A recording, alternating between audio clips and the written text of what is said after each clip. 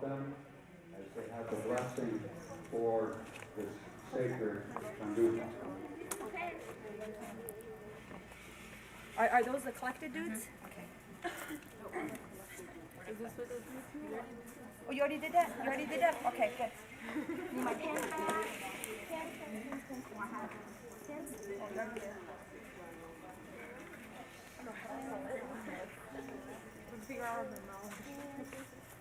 Everybody handed it a minute? Yep. Okay, we're in.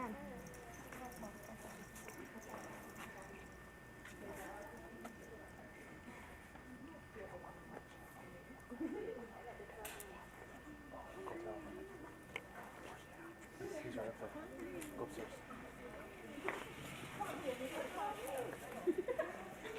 How's everyone doing?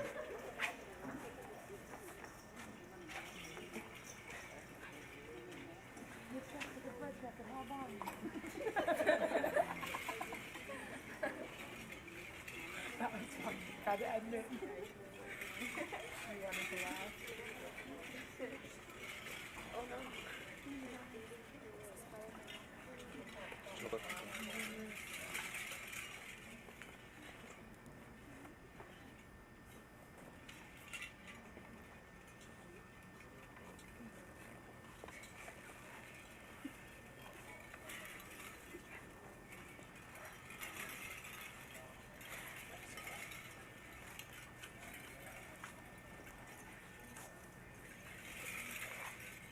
This is the Wheel of Dreams, which is carried on their voices, by means of which their voices turn and center upon being. It encircles the first world, this powerful wheel. They shape their songs upon the wheel and spin the names of the earth and sky, the aboriginal names. They are old men or men who are old in their voices, and they carry the wheel among the camps, saying, "Come, come, let us tell the old stories. Let us sing the sacred songs."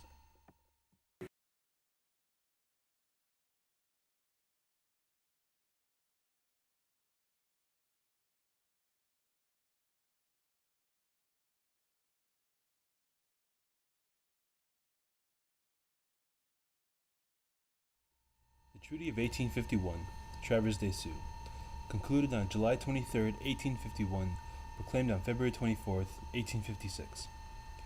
Articles of the treaty made and concluded at Traverse des Sioux upon the Minnesota River in the territory of Minnesota on the 23rd day of July, 1851, between the United States of America by Luke Lee, Commissioner of Indian Affairs, and Alexander Ramsey, Governor and ex officio Superintendent of Indian Affairs in the said territory. Commissioners duly appointed for that purpose, and Sisetawan and Wakbetawan of Dakota bands, or Sioux Indians. Article 1. It is stipulated and solely agreed that the peace and friendship now so happily existing between the United States and the aforesaid bands of Indians shall be perpetual. Article 2. The said Sisetawan and Wakbetawan bands of Dakota, or Sioux Indians, agree to cede and do hereby cede, sell, and relinquish to the United States all their land in the state of Iowa and also all their lands in the territory of Minnesota lying east of the following line, to wit, beginning at the junction of the Buffalo River with the Red River of the north to the mouth of the Sioux Wood River, thence along the western bank of the said Sioux Wood River to Lake Traverse, thence along the western shore of the said lake to the southern extremity thereof, thence in a direct line to the junction of the Kapeska Lake to the Sioux River, thence along the western bank of the said river to its point of intersection with the northern line of the state of Iowa, including all the islands in the said rivers and lake. Article 3, stricken down. In further and full consideration of said cession, the United States agrees to pay to the said Indians the sum of $1,665,000 at the several times, in the matter for the purposes following, to wit, first, to the chiefs of the said bands, to enable them to settle their affairs and comply with their present just engagement, and the consideration of their removing themselves to the country set apart for them as above, which they agree to do within 2 years or sooner if required by the President. without further cost or expense to the United States, and in consideration of their subsisting themselves the first year after their removal, which they agreed to do without cost or expense on the part of the United States, the sum of $275,000, provided that the sum shall be paid to the chiefs in such a manner as they hereafter in open council shall request, and as soon as after the removal of said Indians to the home set apart for them, as the necessary appropriation therefore shall be made by Congress. Second, to be laid out under the direction of the President for the establishment of manual labor schools, the erection of mills and blacksmith shops, opening farms, fencing, and breaking land, and for such beneficial objects as may be deemed most conducive to the prosperity and happiness to the said Indians, $30,000. The balance of the said sum of $1,665,000, to wit, $1,360,000 to remain in trust with the United States, and 5% interest thereon to be paid annually to the said Indians for the period of 50 years, commencing the first day of July, 1852, which shall be in full payment of said balance, principal and interest, to the said payment to be applied under the direction of the President as follows, to wit. Third, for the General Agricultural Improvement and Civilization Fund, the sum of $12,000.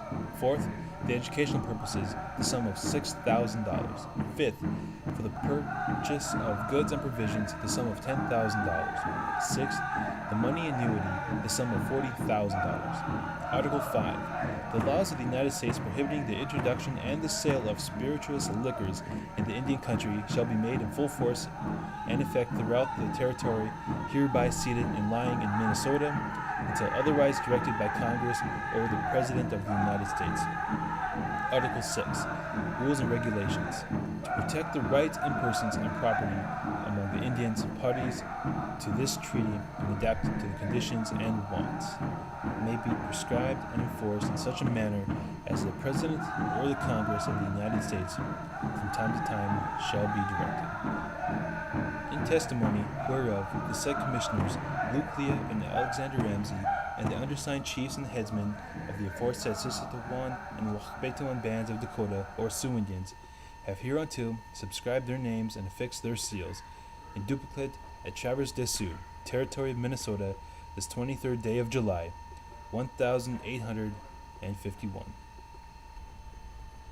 At least that was the agreement.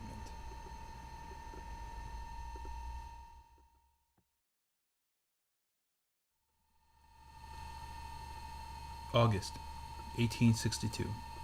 Annuity payments are late, and rumors circulate that payments, if they will be made at all, will not be in the customary gold because of the ongoing Civil War. Dakota plan on to demand the future annuity payments be made directly to them, rather through traders. Traders, learning of the plan, refused to sell provisions on credit, despite widespread hunger and starvation on the reservation. At a meeting called by Indian agent Thomas Galbraith to resolve the impasse, Andrew Myrick, a spokesman for the traders, says, "So far as I am concerned, if they are hungry, let them eat grass."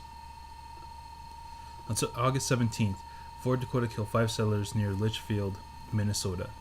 Councils are held among the Dakota whether to wage war. Despite deep divisions on the issue, war is the chosen course. The next day, groups of Dakota killed 44 Americans in attacks on Redwood Agency and on federal troops advancing to the agency in the hope of suppressing the uprising. 10 Americans are captured. On August 19th, Minnesota Governor Ramsey appoints Colonel Henry Sibley to command American Volunteer Forces. 16 settlers are killed in Dakota attacks in and around New Ulm. Settlers crowd into a small barricaded area of New Ulm's main street. From the 20th to the 21st of August, Dakota attacked Fort Wrigley, but the fort is successfully defended. On the 23rd of August, about 650 Dakota attacked New Ulm a second time. Most buildings in the town are burned. Although 34 die and 60 are wounded, the town is successfully defended. On August 25th, about 2,000 New Ulm refugees, mostly women, children, and wounded men, loaded into 153 wagons or set off on foot from Mankato, 30 miles away. On September 2nd, the Battle of Birch Coulee near Morton, Minnesota, American troops suffered the greatest casualties of the war. On the 6th, Major General John Pope, having recently lost the Battle of Bull Run, is appointed commander of the U.S. troop in the Northwest, charged with suppressing the Dakota uprising. September 23rd, the Battle of Wood Lake is a decisive victory for American troops. While the Wood Lake fighting is in progress, Dakota opposed the continuation of the war, take control of 269 American captives held near the Chippewa River. September 26th, friendlies release American captives. Colonel Sibley enters Dakota camps and takes 1,200 Dakota men, women, and children into custody. Over the next weeks, in addition, 800 Dakotas will surrender to American forces. In 37 days of fighting, the Dakota conflict has claimed the lives of over 500 Americans and about 60 Dakotas. September 28th, Sibley appoints a 5-member military commission to try similar Dakota for murder and other outrages committed against Americans. 16 trials take place on the same day. 10 Dakota are convicted and sentenced to be hanged. 6 are acquitted. Over the next 6 weeks, 393 Dakotas are tried. October 14th.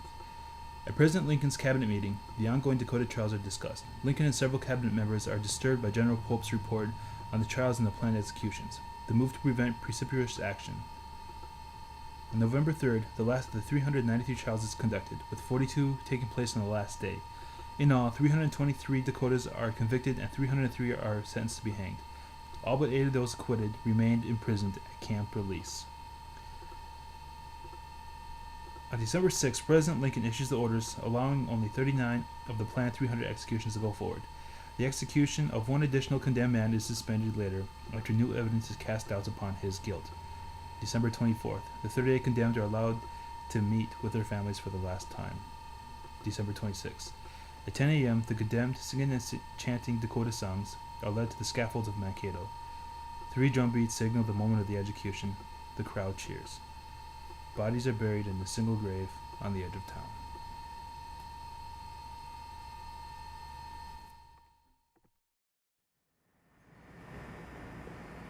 T. Hedonicha keeps his house.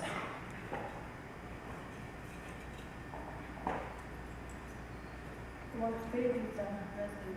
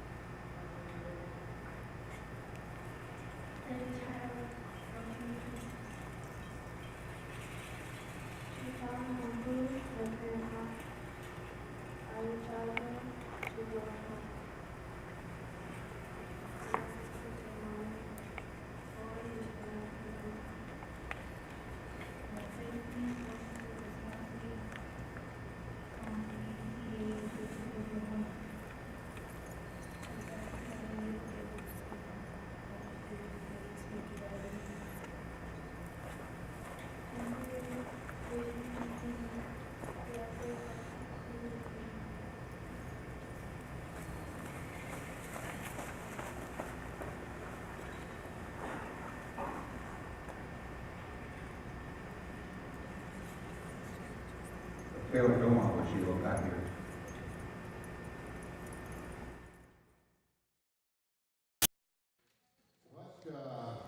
What I'd like to talk to you about is the flag here.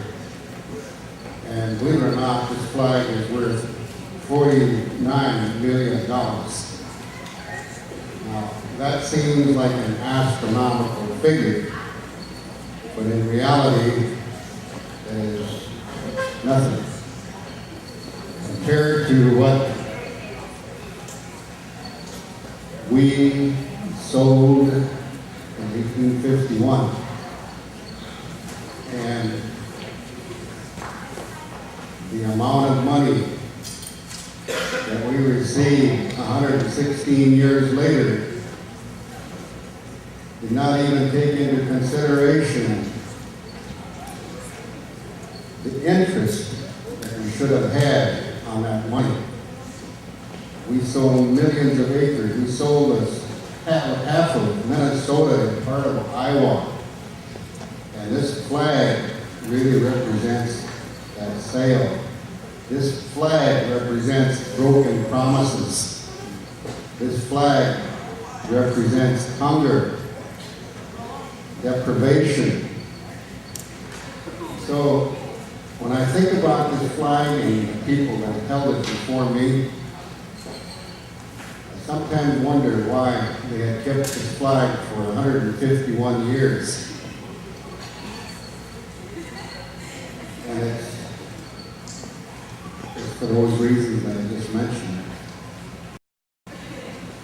Now, red iron, after the signing of the Treaty of 1851, red iron was given this flag.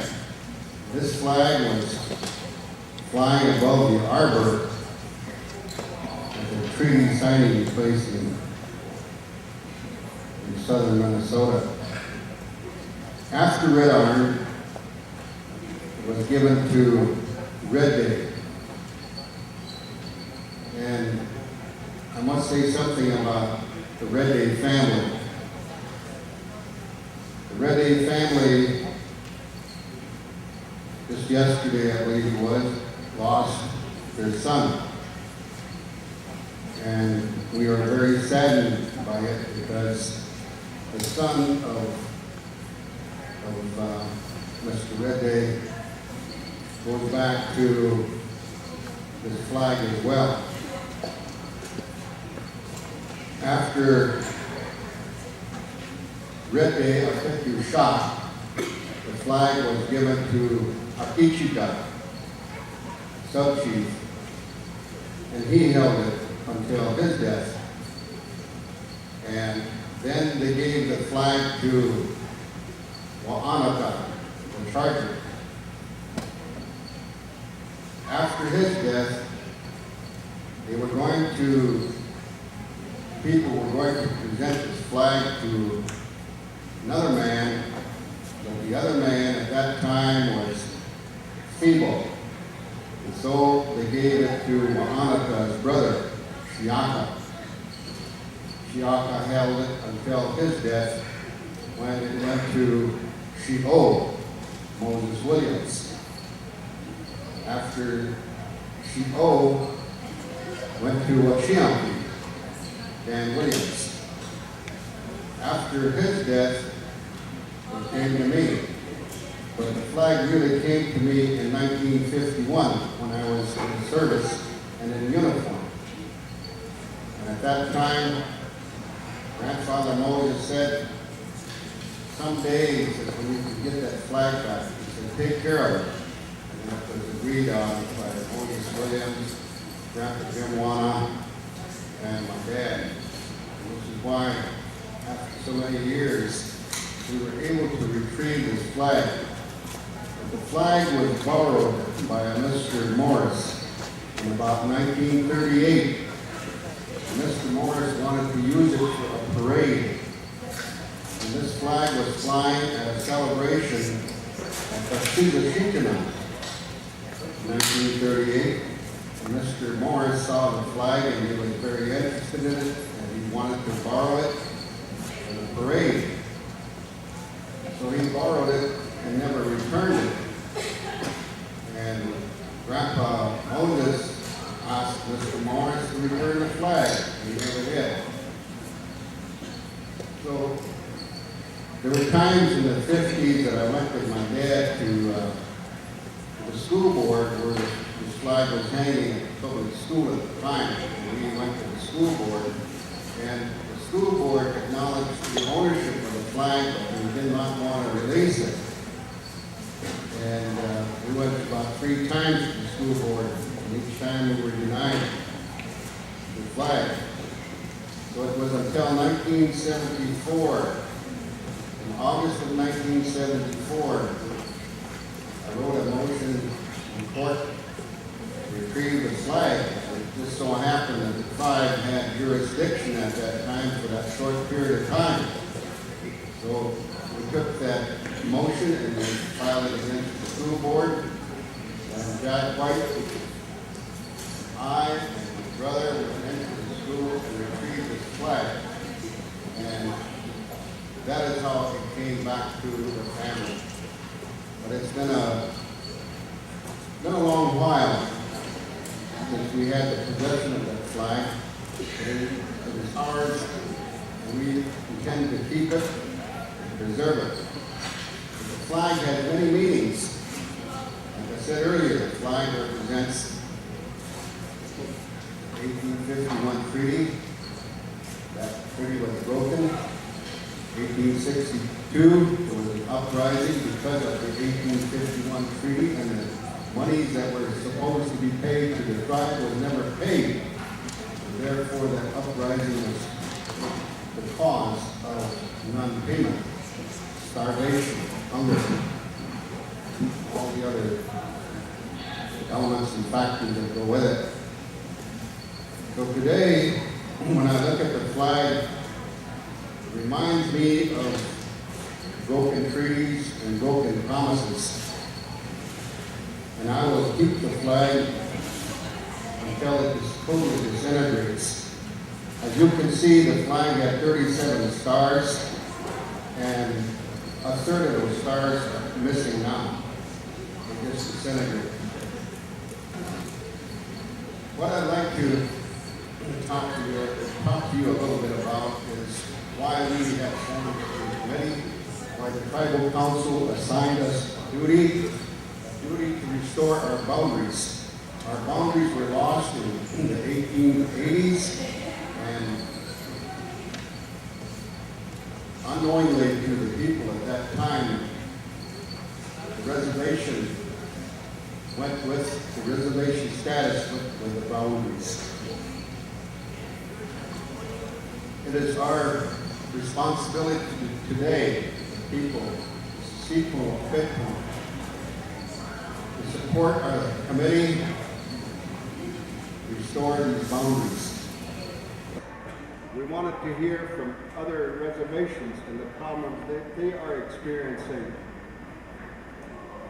But it's unfortunate that we have so many empty seats today.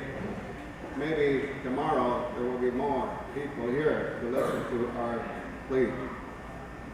So me taku yapi, e hane I pekte, me da transit. I made myself mad again, so I'm gonna close. Kidama to go.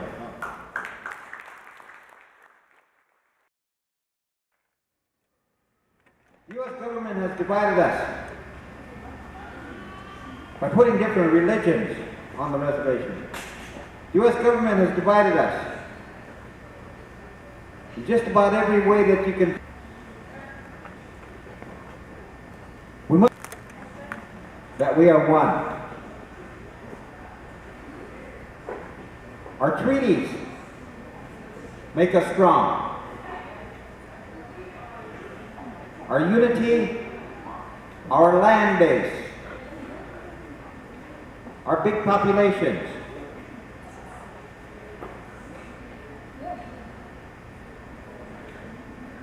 this makes us strong. How do we get back to that? All these divisions, one of them is money. We got to remember that and not be so greedy. The tribe, the nation, comes before the individual.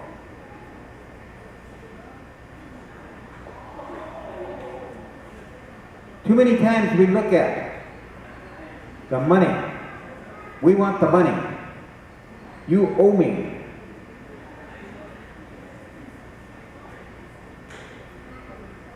Our treaties are going to save us.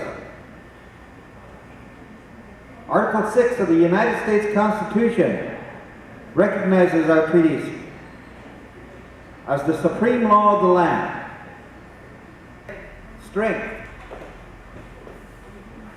Our different tribes in the Sioux Nation, Dakota, Lakota, Nakota, our strength is recognizing that we are one, we are together. We can ally with the Wyoming, Montana tribes. Be stronger yet. This is what we're looking forward to doing here. How do we get our treaties up front? How do we really recognize and pull together as one? We talk the words. Some people recognize it and try. The Black Hills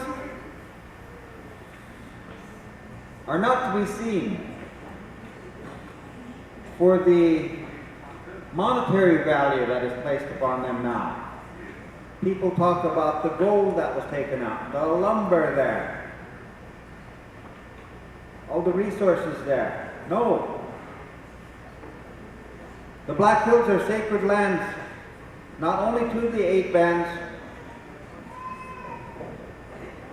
that had the 1868 treaty, but to you also, to the people of the System-Watson tribe. Your people went to the sacred Black Hills and performed those ceremonies. To the Sioux Nation, the sacredness of the Black Hills. We need to get that back. Is this yours? Yeah. Sure. Maybe if it just sits on the jacket, that would be fine too. On the chair. Here you mean? Yeah. That should pick it up. Yeah. All right, you okay? Yeah. Thank you. Yep.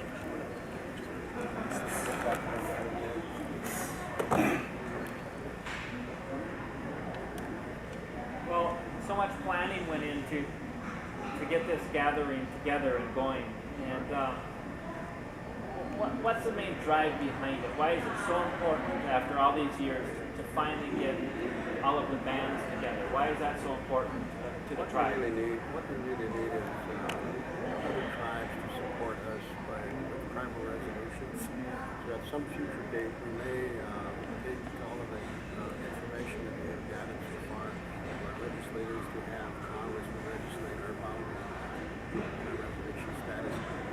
What's that mean to get your boundaries back? What has happened? Well, see, we had boundaries from the 1867 treaty, and we lost our boundaries in the late 1880s, where we sold surplus lands to the government. The surplus lands were then open for homestead.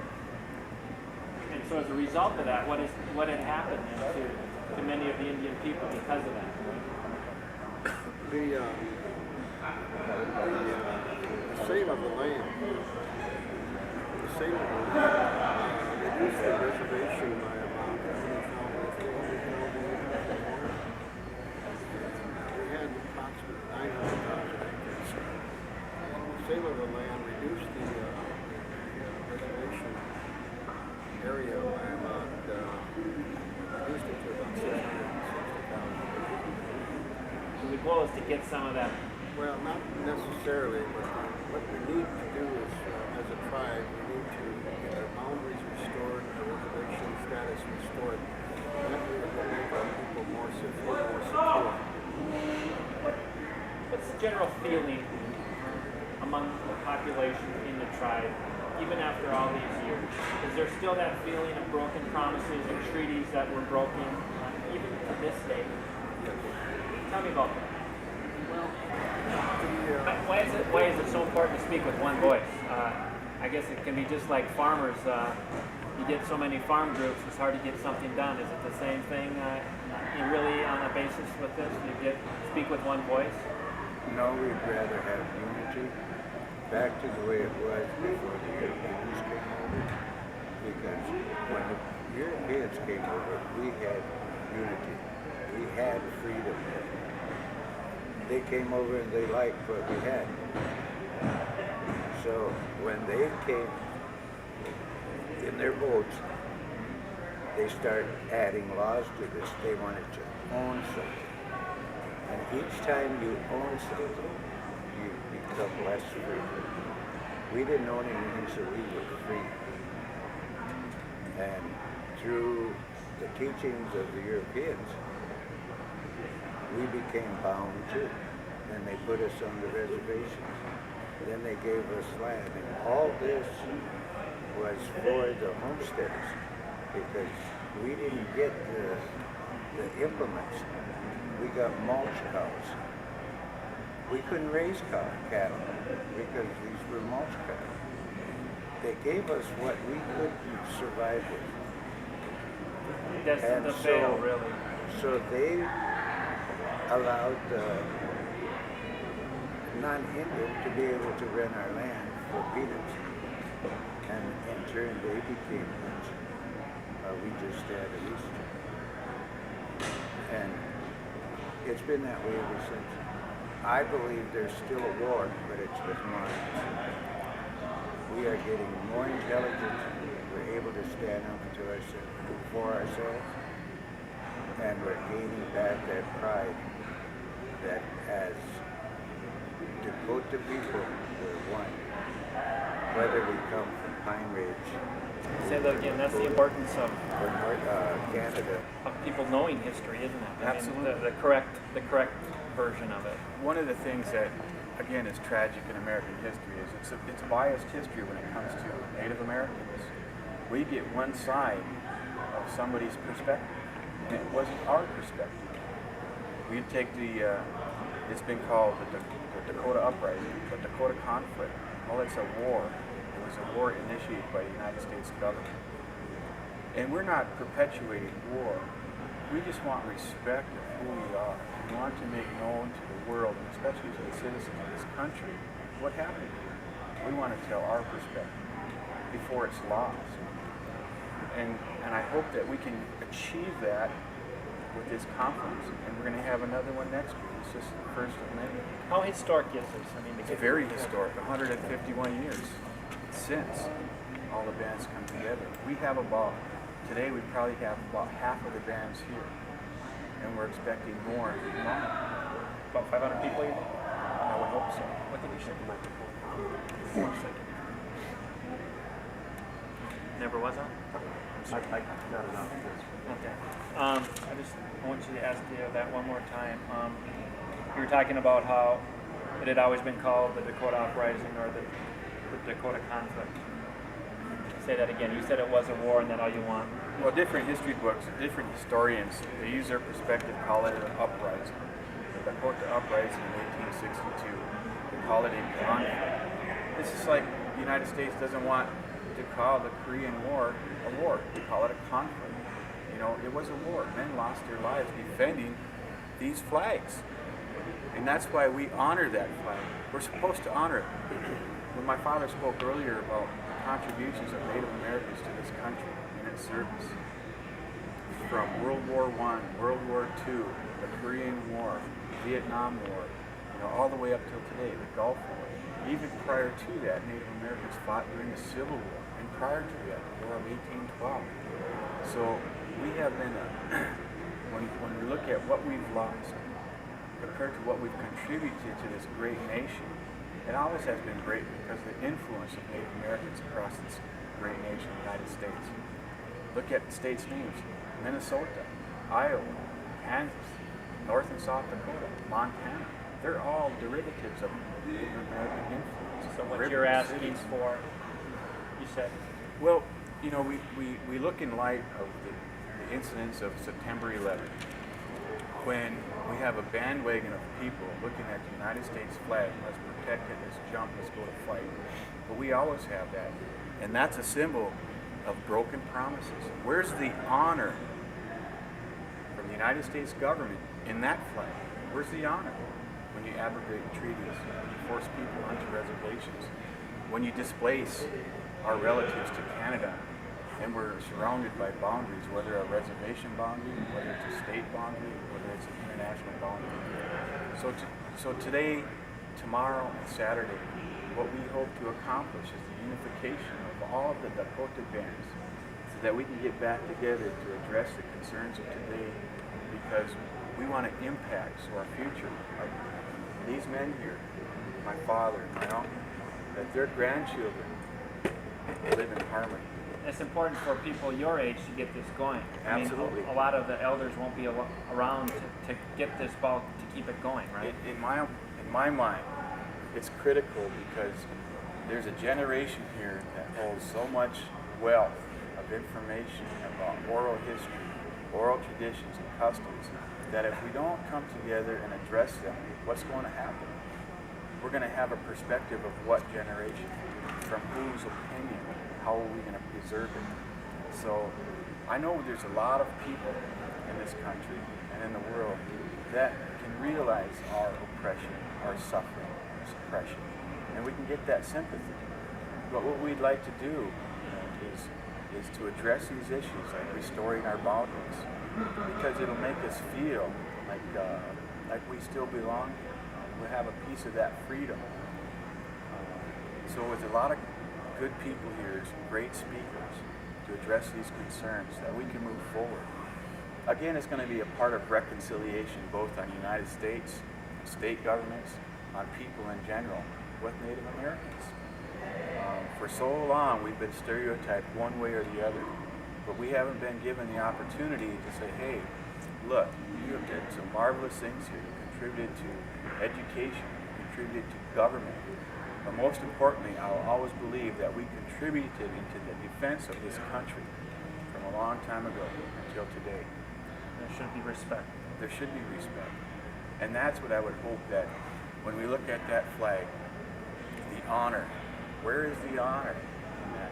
And that goes for every tribe in the country that had struck a treaty with the United States government based on peace and friendship that will last forever. So, we're very optimistic about the success of this conference, about next year and the year after that, so that we can build unity, continue to reconcile. And so the men here, members of the committee, the members of our tribal council, and the other dignitaries from the other tribes that are here, and people in general, will leave with confidence, will leave with a good feeling that something special has taken place. And that's what I believe in. I believe in our future. And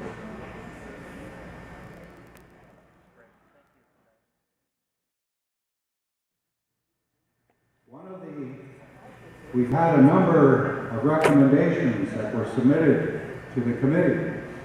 Having these treaty council meetings throughout our nation.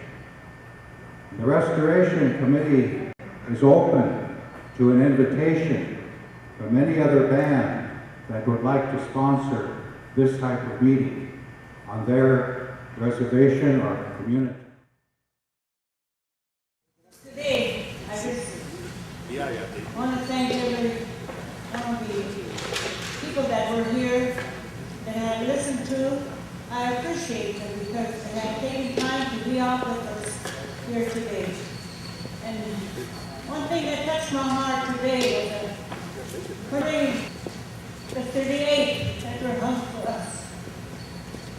Their blood, some of you have been running through your bodies. Think of it. Their blood. There are your ancestors.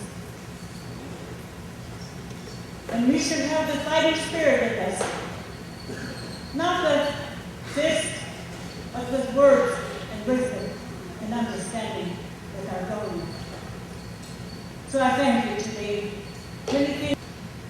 There are many things that are on my mind today, to seeing and hearing the wonderful speakers today. I heard my brother to give a speech on that flag. And that flag, I come from that family too.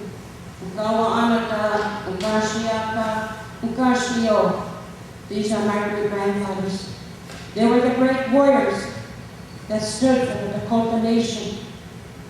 And I'm so glad today that we still can continue, even if that piece of flag is just a piece of material, but that is a great reminder and a memorial to what we have signed to the Washington people during that time when they signed the treaties under that flag.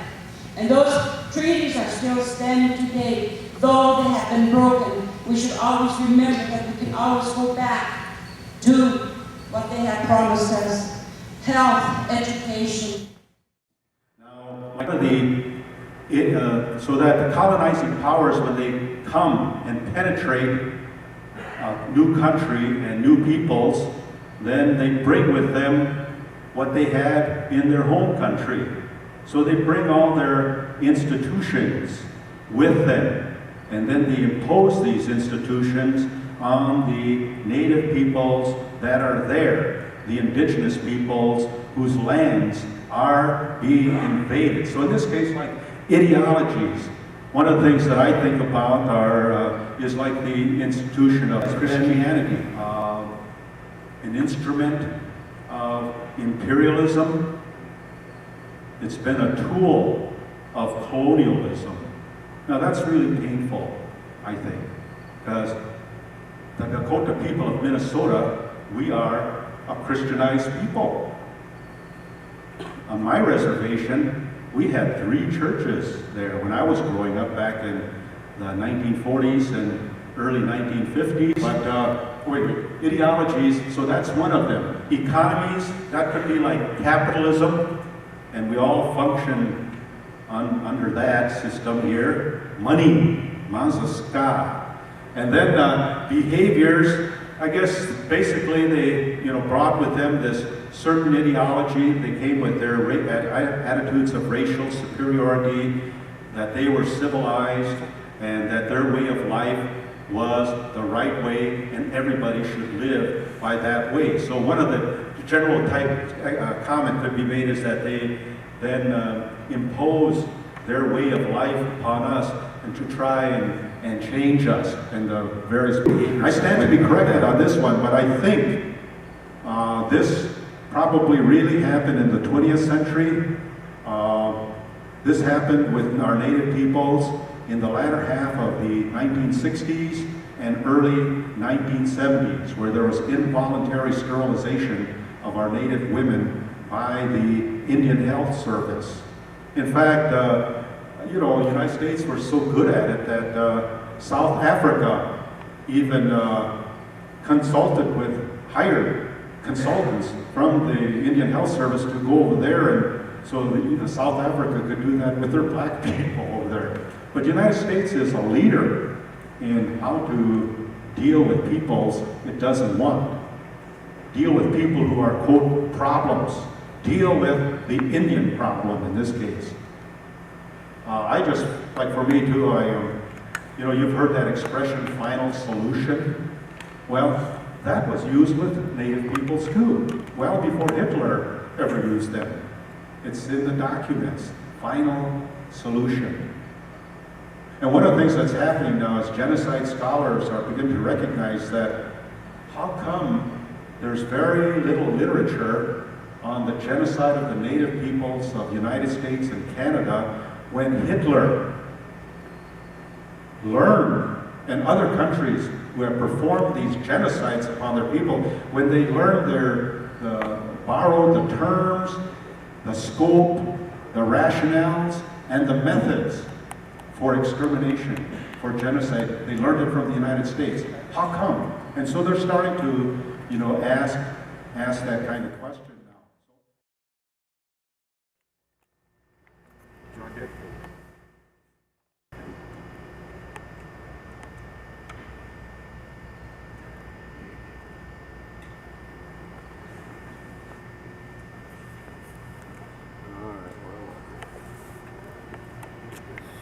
We can do it after. I was going to say I could help you get it all ready because we still have to run the program. Yeah, I'm gonna focus. Okay, how do you want me to? It's gotta go this way up. You see where it was sewed here? Yeah. This is, and all of the canvas like that, it had several of those, and then it had an overhauls too. An old overhaul. That fell through. Really? It's been in here somewhere, I forget where it was at. But what happens is that the stars just disintegrate. What do you got there? When did you first see this flag, Uncle?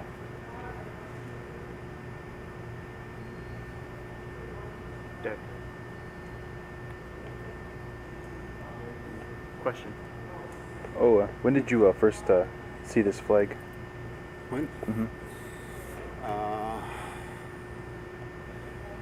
About 1938. Up at Sioux Hollow. How did it look then in comparison to It now? was full. It had those patches on it. The green patches? Okay. Grab very gently, son. Okay, roll it up.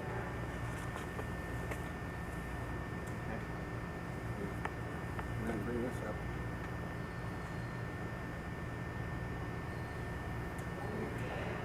And then bring yours this way. Yours together. It's all been repaired. Over and over.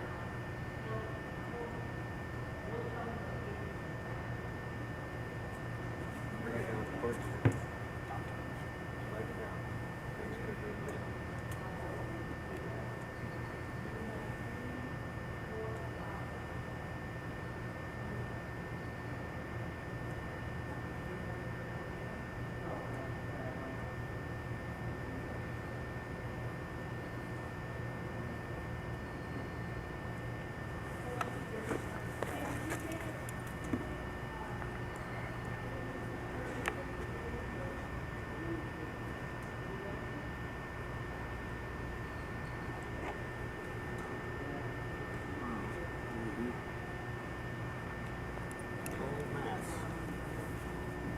Oh, one second. Have Joe get a shot of that. See that? Oh, it's open here. Okay. Got it? Okay. Lowell, Massachusetts. Wow. Okay. Gotta get full of it. Yep. Well, let me just lay it over there. Okay, yeah. Open the box as a plastic.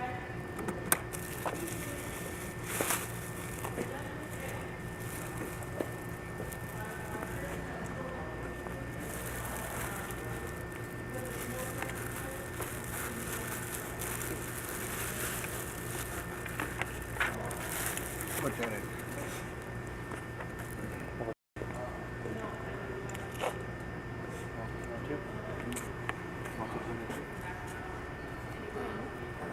Yeah. Okay. No, you put it up here. Okay.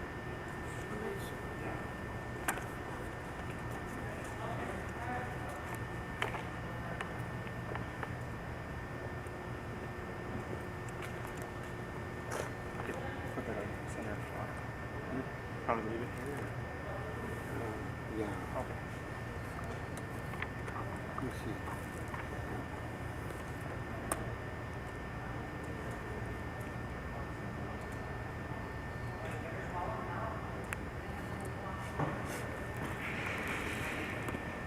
Yeah, it's ready.